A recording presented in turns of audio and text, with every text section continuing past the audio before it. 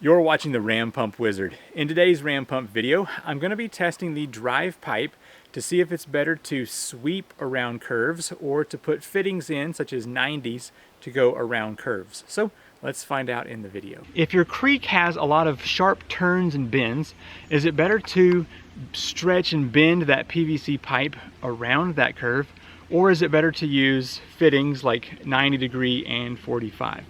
Let's go find out. Let's say in order to get the head pressure you need, you've got to come out of your source waterfall, down a pipe, make a sharp 90 here, come around the creek this way, and then make another 45 or a 90 here to get to where the ram pump needs to be. So the first test we're going to do is just kind of bend the PVC pipe around to say that it's bending around this curve here, and then try to bend it again over to the pump, and we will time the cycles and get the pressure, and then we will come back with fittings and make this turn and the other turn and do the same where we time the cycles and get the pressure to see which one is better or if it matters at all. For our first turn, I'm going to try to get this to scoot over here a bit and just see what we can do with bending this PVC. It's not ideal, and the larger your pump is going to be, the bigger the pipe, so it's going to be more cumbersome. All right, so we kind of got a sweeping 90 there. Okay, see if I can get this other piece hooked up here.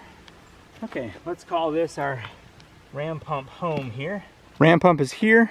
We've got a 90 degree turn here, another 90 degree turn right there, and then up to our bucket. So let's go ahead and turn on the source water here, and that will allow us to fill the pipe.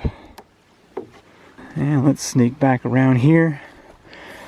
It's not out of the ordinary for a creek to do this kind of movement. Okay, I will need to purge any air that's in this line. Okay. This is a 60-foot drive pipe. I'm going to go ahead and get the pump started, and as soon as it starts, I will begin the timer. We'll count the cycles and then check the end pressure.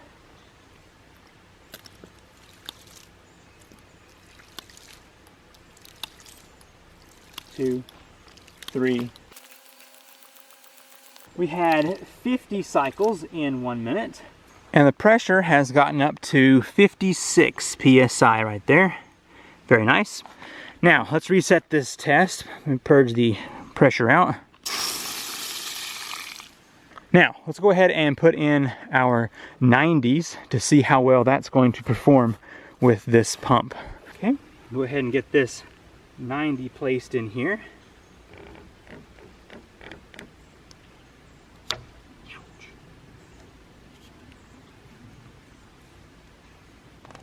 Hope this one comes out easier. Man, this pipe.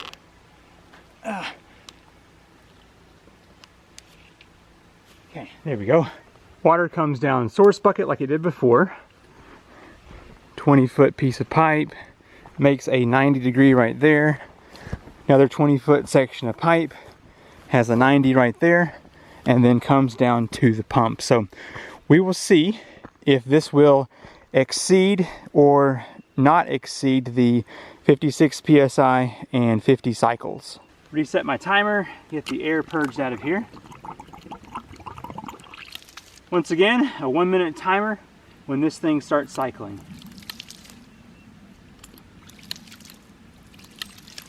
3, 4. Whoops. That means there's air in the system. We're gonna have to restart our test. Okay, it took a while, but I got the air purged out of that line. Let's go ahead and reset this. Okay, and once again, when it starts to cycle on its own, I will start the timer. Perfect timing. At 1 minute and 37 cycles, the drive pipe burst right there at that 90. So perfect. All right, 37 cycles, and the pressure got up to 60. Nice. So wow, that's great. Fascinating results. I was not expecting that. So having the 90s on the drive pipe slowed down the cycle times, and increased the pressure. So in the first test we had 50 cycles and 56 psi.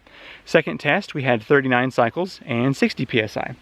Fascinating. In my opinion, it's better to sweep around curves than to put 90s. Although there is an even better way. If you use a stand pipe, you can bypass all of those curves and just have it feed the pump directly. So that is actually a much better method. Hope you found this video helpful. There are links in the description down below if you want to purchase your own ram pump, and I will see you in the next video.